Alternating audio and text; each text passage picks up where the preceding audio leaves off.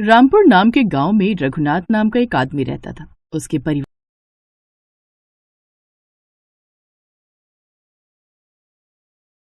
में उसकी पत्नी रमा और उसका 8 साल का बेटा रोहन और 7 साल की बेटी स्वाति रहते थे। रघुनाथ के पास छोटा सा खेत था जिसमें खेती बाड़ी करके जैसे तैसे वो अपना घर चलाता था। लेकिन एक रोज पता चला कि रघुनाथ को टीबी की बीमारी हो गई है और कुछ समय बाद उसकी मौत हो गई। पिता की मौत के बाद उनकी माँ ने उन्हें काबिल बनाने के लिए मेहनत शुरू कर दी। उसने रोहन को पढ़ाया लिखाया। आगे की पढ़ाई के लिए वो शहर चला गया और पढ़ाई और डिग्री खत्म होने के बाद उसने खुद का काम शुरू कर लिया। ऐसे ही समय बीता और उसकी मेहनत का फल उसे मिल गया। रोहन ने खुद का अच्छा खासा कारोबार शुरू कर लिया। अब वो गरीब नहीं रहे बल्कि शहर के जाने माने अमीर लोग बन गए। रोहन के लिए फिर एक बड़े घर की लड़की निशा का रिश्ता आया और कुछ ही दिनों में उनकी शादी हो गई। भाई की शादी के कुछ दिन बाद स्वाति के लिए भी नवीन नाम के एक लड़के का रिश्ता आया और कुछ महीने बाद वो भी ब्याह कर अपने ससुराल आ गई। उसके ससुराल में उसकी सास नहीं थी। सासू माँ का तो देहांत हो गया है, इसलिए घर में सास ससुर तो है नहीं, लेकिन ये जेठानी लगता है इन्हीं का हुक्म चलता है इस घर में। उसका सोचना एकदम सही भी था। स्वाति के भाई ने उसे ठीक ठाक गहने बनाकर दिए थे जिन्हें वो अक्सर घर पर भी पहने रखती थी। ऐसे ही एक रोज उसको गहनों में लदा देखकर उसकी जेठानी पूनम उससे बोली, कोई जरूरत नहीं है घर में भी यूं गहनों से लदे रहने की, कहीं चोरी हो गए तो ऐसा करो ये सब तुम मेरे पास रखवा दो, हिफाजत में रहेंगे। भोली भाली स्वाति को लगा कि उसकी जेठानी को उसकी कितनी फिक्र है जो उसके गहनों को संभाल कर रख रही है। उसने खुशी खुशी सारे गहने उसे दे दिए। शादी के 2 दिन बाद स्वाति महंगी सी भारी साड़ी पहन कर आई। उसे देखते ही पूनम ने मुंह बना लिया और चिढ़कर कहने लगी, कहीं शादी में जा रही हो क्या जो इतनी महंगी साड़ी पहनकर घूम रही हो? घर के सारे काम पड़े हुए हैं। दीदी काम वाली क्यों नहीं आई अभी तक? अब से वो नहीं आएगी क्योंकि मैंने उसकी छुट्टी कर दी। अब जाओ और पहले घर के काम काज निपटा लो, फिर सबके लिए खाना बना दो। अब शादी के दूसरे दिन से ही वो सारे घर का काम अकेले ही करती। पूनम तो बस उस पर हुक्म चलाती और उससे घर के सारे काम लेती। शादी के 5 महीने बाद ही उसकी हालत काफी खराब हो गई। उसने अपने पति नवीन से कहा, सुनिए जी, मुझे अपने घर जाना है। दीदी खुद तो पूरा दिन आराम करती रहती है और मुझसे घर के सारे काम लेती रहती हैं, तो मुझे कुछ दिन मेरे मायके छोड़ाओ। आज तो मुझे किसी जरूरी काम से मीटिंग में जाना है, लेकिन कल तुम सुबह तैयार रहना, मैं ऑफिस जाते हुए तुम्हें ड्रॉप कर दूंगा। अगले दिन स्वाति सुबह जल्दी तैयार हो गई। उसे तैयार देख पूनम ने पूछा, अरे आज तो न चाय न नाश्ता, और ये क्या, ये तैयार होकर कहाँ जाने की तैयारी हो रही है? वो दीदी मैं अपने घर जा रही हूँ, सोचा कुछ दिन रह आऊं। शादी के बाद ना मायके वालों से ज्यादा लाड ना रखो तो ही ठीक रहता है, और तुम मायके चली गई तो फिर यहाँ कौन संभालेगा? खैर जाना है तो जाओ। स्वाति घर का सारा काम खत्म कर देती है और उदास होकर अपने कमरे में बैठ जाती है। क्या हुआ स्वाति, तुम इतनी परेशान क्यों?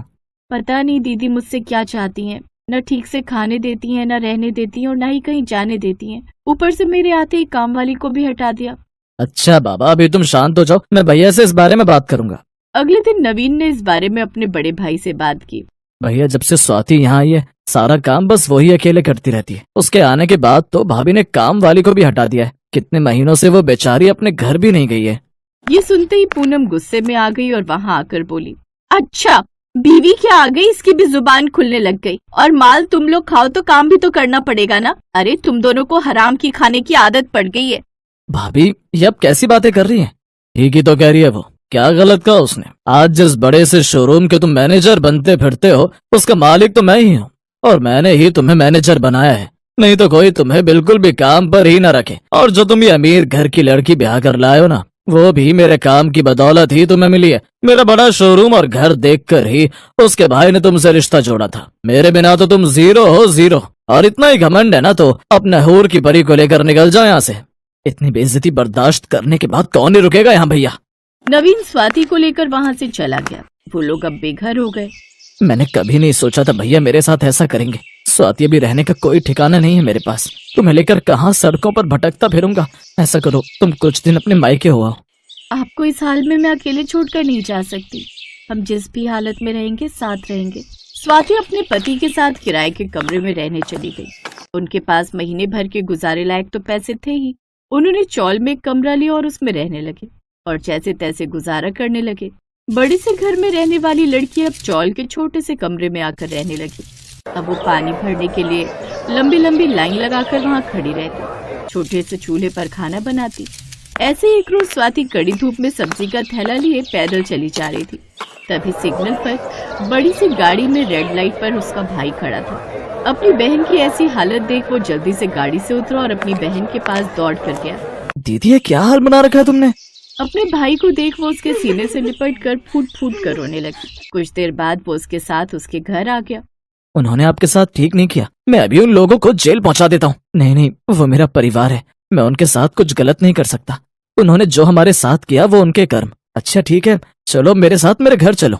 स्वाति ने बड़े ध्यान से अपने पति की तरफ देखा। फिर वो समझ गई कि उसका पति कहीं नहीं जाना चाहता। वो खुद भी नहीं चाहती कि वो मायके में रहकर अपनी भाभी के ताने सुने, इसलिए उसने वहां रहना ठीक समझा। रोहन घर आ गया। घर आकर उसने ये बात अपनी 7 महीने की गर्भवती पत्नी को बताई। अब हम क्या कर सकते हैं, जो उनके कर्मों में होगा उनको भुगतना तो पड़ेगा ही ना, इसमें हम कर ही क्या सकते हैं। ऐसे ही कुछ दिन बीत गए। कुछ दिन बाद उसकी भाभी ने एक बेटे को जन्म दिया। ये खबर मिलते ही स्वाति झट से अपने मायके दौड़ी चली आई। अरे वाह, मेरा नन्हा राजकुमार, लाओ इसे मेरे हाथ में दो भाभी। नहीं नहीं, उसे हाथ भी मत लगाओ। तुम्हारे इतने गंदे कपड़े, ऊपर से जिस जगह रहती हो वहां भी तो कितने सारे जर्म्स होंगे। मुझे तो उस घटिया जगह के बारे में सोचकर भी घिन आ रही है। पता नहीं तुम कैसे रह लेती हो वहां। चलो पीछे हटो, दूर से ही देख लो इसे। अपनी भाभी के मुंह से ये बात सुनकर स्वाति को भी बड़ा बुरा लगा।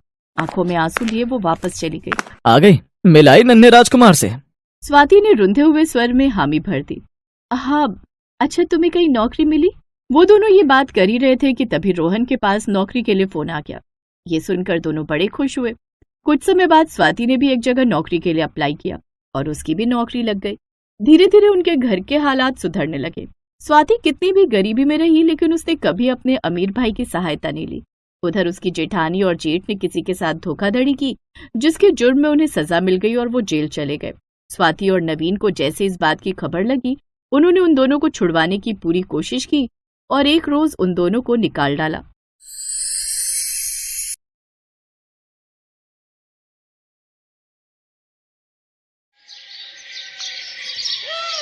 निधि और प्रीति के पिता शहर में मजदूरी करते थे और उनकी माँ घर संभालती थी। वो दोनों बहुत छोटी थी जब उनके माता पिता उन्हें काम की तलाश में अपने साथ शहर ले आए थे। शहर में वो सब एक किराए के कमरे में रहते थे। मदन ने दोनों बेटियों को सरकारी स्कूल में पढ़ने के लिए डाल दिया था।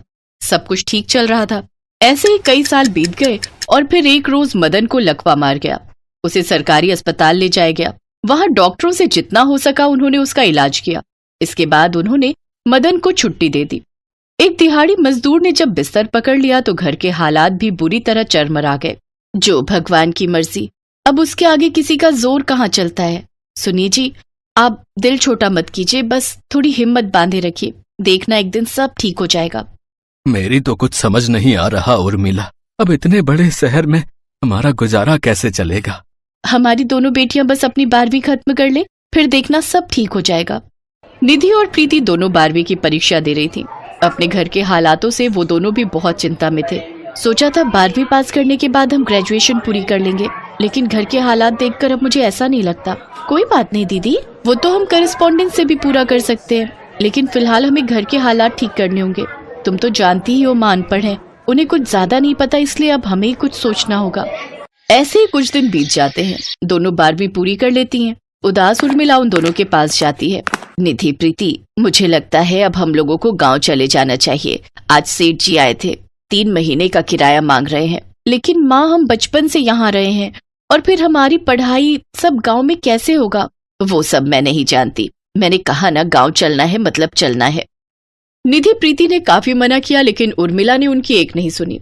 अब गांव में आकर वो लोग अपनी झोपड़ी में रहने लगे, लेकिन दोनों बहनों को कुछ समझ नहीं आ रहा था कि वो अब आगे क्या करें। उन दोनों ने कई दिनों तक सोचा कि वो ऐसा क्या काम करें जो इस गांव वालों के लिए नया हो। बहुत सोचने के बाद उन दोनों बहनों ने छोले भटूरे बनाकर बेचने की सोची। मैंने गांव भर में घूमकर देखा है, यहाँ सिर्फ कल्लू हलवाई है जो केवल समोसे ही बनाकर बेचता है। उसके अलावा यहाँ किसी चीज की दुकान या ढाबा नहीं है, तो क्यों ना हम यहाँ छोले भटूरे बनाकर बेचें। वैसे आइडिया तो बुरा नहीं है, और तुम वैसे भी अच्छे छोले बना लेती हो और मैं भटूरे अच्छे बना लेती हूँ। क्यों बाबा, कैसा लगा हमारा आइडिया? जो वैसे विचार बहुत अच्छा है तुम्हारा, लेकिन तुम दोनों ये सब सामान कहाँ से लाओगे? दोनों बहनों ने ये तो सोच लिया कि अब उन्हें क्या करना है, लेकिन अब दोनों को इस बात की चिंता सताने लगी कि इन सब के लिए सामान कहाँ से आएगा। वो दोनों अपनी माँ के पास गई। देखो बेटी, तुम दोनों से कुछ नहीं छुपा। जो पैसे थे वो मैं शहर में सेठ को किराए के पैसे देकर आ गई, लेकिन हाँ, मेरे पास ये एक सोने की अंगूठी रखी है। तुम दोनों चाहो तो इससे शुरुआत कर सकती हो। फिर दोनों बहनों ने वो अंगूठी सुनार के पास गिरवी रखी और उससे मिलने वाले पैसों से उन्होंने जरूरत का सारा सामान खरीद लिया। फिर रात को ही सारी तैयारी कर ली और अगले दिन गांव के बस अड्डे के पास जाकर अपना ठेला लगा लेती हैं और 30 रुपए छोले भटूरे की प्लेट बेचना शुरू कर देती हैं। 30 रुपए, 30 रुपए, आइए आइए, गर्मा गर्म छोले भटूरे खाइए। छोले भटूरे, ये नाम तो सुना सुना लग रहा है। हाँ, ये तो हमने शहर में खाया था जब मैं अपनी बहन के यहाँ गई थी। छोले भटूरे का गांव वालों ने नाम बहुत सुना था, लेकिन छोटे शहर के होने के कारण वो जब कभी शहर जाते तो ही वहाँ छोले भटूरे खा पाते थे। लेकिन अब गांव के बस अड्डे पर ही जब सिर्फ 30 रुपए में छोले भटूरे मिलने लगे तो वहाँ खुद ब खुद भीड़ लग गई। बस का इंतजार करने वाले लोगों और बस से उतरने वाले लोगों ने जब छोले भटूरे की दुकान देखी तो भीड़ लगनी शुरू हो गई। बहन, मेरे लिए भी छोले भटूरे की प्लेट बना देना। हाँ भैया, बस अभी लो। निधि गर्मा गर्म भटूरे तलती गई और प्रीति उन्हें सर्व करती गई। वाह बहन, क्या स्वाद है इसमें, मजा ही आ गया। ऐसा करो, 3 प्लेट पैक भी कर दो। घर में माँ, बाबूजी और मेरी बहन गांव के छोले भटूरे खाएगी ना तो खुश हो जाएंगे। वैसे मुझे छोले भटूरे बहुत ही पसंद है, लेकिन गांव में पहली बार भटूरे खा रहा हूँ। नहीं तो जब भी शहर सामान लेने जाता था तभी खा पाता था। लेकिन सच कहूँ तो ये तो शहर से भी ज्यादा लाजवाब और मस्त बने। शुक्रिया भैया, ये लीजिए, आपकी 3 प्लेट पैक हो गए और आपके पूरे 120 रुपए हो गए। जी ये लीजिए, धन्यवाद। वो लड़का वहाँ से चला गया। कुछ देर बाद शहर से एक और बस आई और उसमें से एक औरत अपने पति और 2 बच्चों के साथ उतरी। छोले भटूरे देख बच्चे वो खाने की जिद करने लगे। माँ, छोले भटूरे हमें भी खाने हैं। अरे वाह, गांव में भी छोले भटूरे मिलने लगे। बड़ी तरक्की कर ली गांव वालों ने। सचमुच, चलो अब खाकर देखते हैं। वाह माँ, कितने अच्छे भटूरे हैं। अब तो हम इस गांव में 1 हफ्ता तो क्या, 1 महीने की छुट्टियां भी बिता सकते हैं। चलो अच्छा ही हुआ, वरना तुम लोगों ने तो मेरी जान ही खा ली थी। सचमुच में माँ और दीदी, ये छोले भटूरे तो बहुत ही अच्छे बने हैं। ये सुनकर निधि और प्रीति बहुत खुश हो जाती हैं। पहले दिन ही उन्हें 3000 रुपए की कमाई होती है। अब वो दोनों हर रोज छोले भटूरे बेचने आती हैं। धीरे धीरे आसपास के गांव में भी वो दोनों फेमस हो गए। अब उनकी खूब कमाई होने लगी। ऐसे ही उन्हें 1 साल बीत गया। अब उन्होंने अपनी माँ की गिरवी रखी अंगूठी भी छुड़वा ली, तो वहीं अपने पिता का इलाज भी महंगे बड़े अस्पताल में करवाने की ठानी। बच्चों, क्यों तुम मुझ पर इतने पैसे खर्च कर रहे हो? तुम इतनी मेहनत से पैसे कमाती हो। अगर हमें कुछ हो जाता तो आप भी तो हमारा ख्याल रखते न बाबा। हाँ बाबा, अब आप हमारे साथ बड़े अस्पताल चलोगे और अपना इलाज करवाओगे। जब मैंने शहर से गांव आने का फैसला लिया तो मुझे लगा कि कहीं मेरा फैसला गलत ना हो, लेकिन आज तुम दोनों की काबिलियत ने इस माँ का सिर गर्व से ऊंचा कर दिया। तुम दोनों तो बेटों से भी बढ़कर हो हमारे लिए। हमें फक्र है कि तुम दोनों हमारी बेटी हो। उस दिन के बाद उन दोनों ने कभी पीछे मुड़कर नहीं देखा और दोनों बहनों ने दिन पर दिन खूब सफलता हासिल की। Best buddies. Hello friends, thanks for watching this video. अगर आपको ये वीडियो पसंद आया है तो प्लीज लाइक, सब्सक्राइब, कमेंट्स करें इस वीडियो पर और हाँ, शेयर करना भी ना भूलें। और भी मजेदार वीडियो देखने के लिए नीचे दिए गए बेल आइकॉन को दबाएं। देखते रहिए बेस्ट बडीज।